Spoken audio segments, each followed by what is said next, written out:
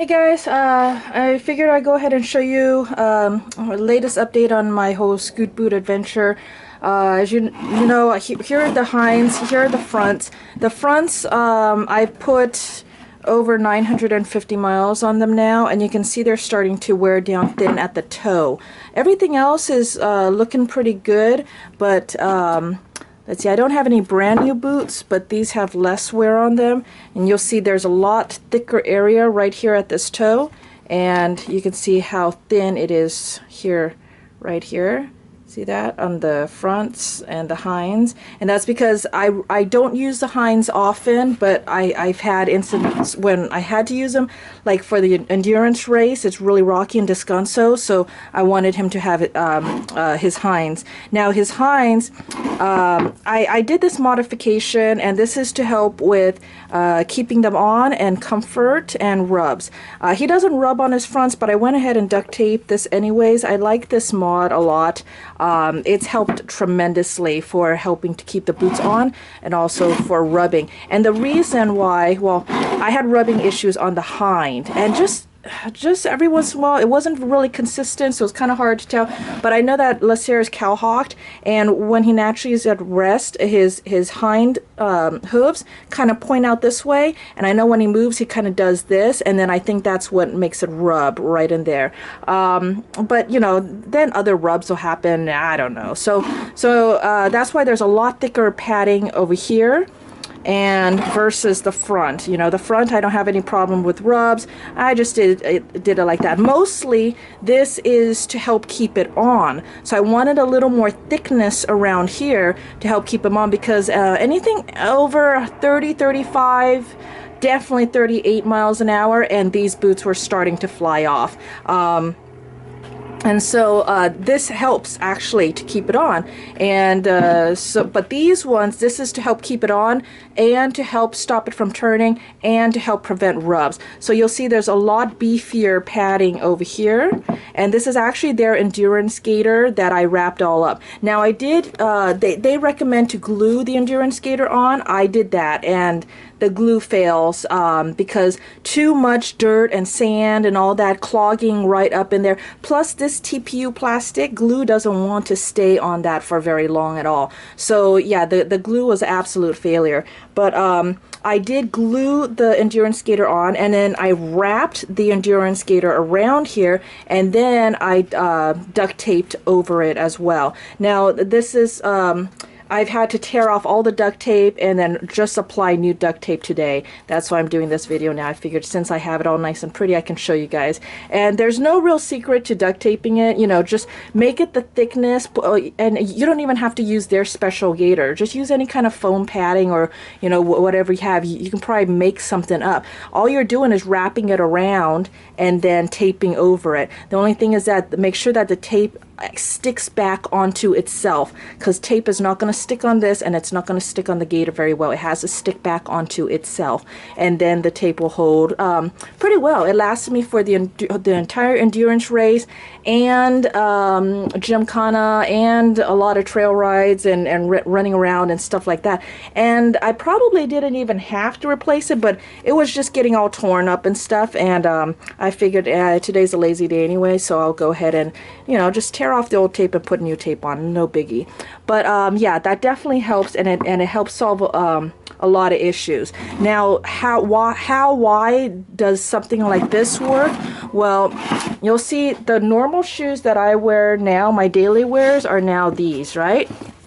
The shoes without a real collar, without a padded collar around it. Now everybody's foot, their heel, well, but anyways, most people's heels, they move in and out, in and out, in and out. You know, that's why you get a blister on the back of your heel when you get brand new shoes that don't fit quite right, or just brand new shoes that still need to be broken in. You know, and I remember when I first got this was kind of uncomfortable, and I could feel it rubbing against my ankles and stuff like that. It wasn't padded, and now it's totally broken in, and even though nothing has really changed other than it's broken in, I don't feel any of that and have none of those discomforts. And that's kind of the same as the Scoot Boot. You know, they don't have any kind of padding and stuff on there, so it's kind of like getting a shoe like this. You know, if it breaks in and everything works fine, then it's great. But there's a reason why performance shoes have a padded collar. And then, you know, like I told you, this padding gets all chewed up, right? Well, look at the padding on my shoe. It gets all chewed up too. And you'll see, you know, this is a padded collar, and this is to help keep it on because it puts a rim around the top, and it helps to hold your foot in, and it also provides comfort as you're bending and stuff like that. And it does get torn up, but so that is the same thing. I'm putting a padded collar around the Scoot boot for comfort, for comfort, to prevent rubs, and also to help kind of hold it in, exactly the same as with a human shoe. All right, so works great. It's super easy to do, and I showed you how these are starting to wear down after, you know, 950 miles. See, it when it wears down, it kind of tears off into these chunks. Oh, let me show you this other thing really interesting. It showed up well on these boots. You can see over here, the stress marks are right there. And then you'll see where we tear up the most is at the toe part, right? So I think what's going on is Lasser is landing on his heel, and so it's kind of landing on his heel-ish or flat, you know, so he's and then he digs down with his toe, right? Grips with his toe, digs in, and then shoves off, and boom, boom, boom, like that. And so when he's digging down, that's where the stress lines are at, and that's where the stress is at, and that's why that's wearing down more. So I think that's how it works. And you'll see it's getting chewed up and stuff like that, and then chunks, you know, little chunks start coming off. You see those little chunks. Other failures. All right, so I don't know how that happened, just a little tear, but that happened kind of early on, or kind of in the middle, and then I've still been using it and it hasn't gotten any worse or anything, so I don't know what that is, but it's not a big deal at all.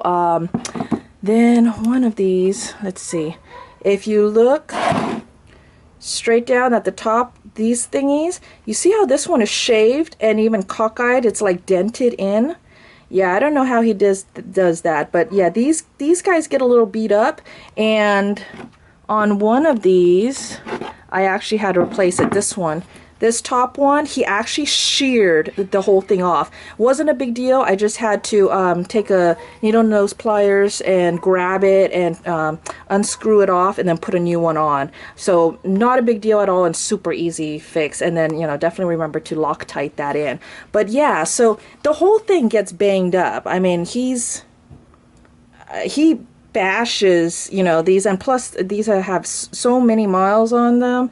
But they're still going strong, and as long as they're going strong, then, you know, we're going to keep using them. So I've lost these pastern straps. I have lost some of them.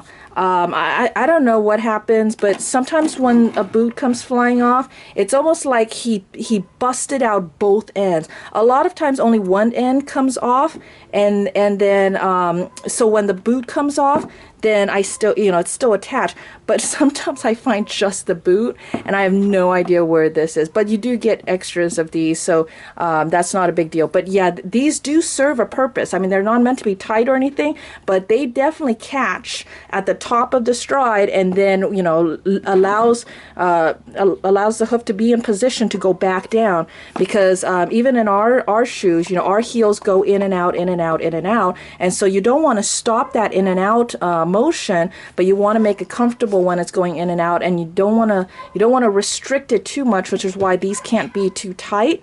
But at the same time, you know, it's got to go back into the boot and all that. I mean, you know, this stuff at Motion gets really complicated, and that's why, you know, it gets kind of challenging trying to find, you know, boots that work and all that stuff. But I've still been happy with these. The Scoot Boot is coming out with oval boots, and you know, I would be very interested to see those, because Lasser does have oval hooves now. They're turning oval. Plus, the boots that he was having a lot of the rubbing issues, his hinds, those are more oval, and I know a lot of horses with ovals. So those will be interesting.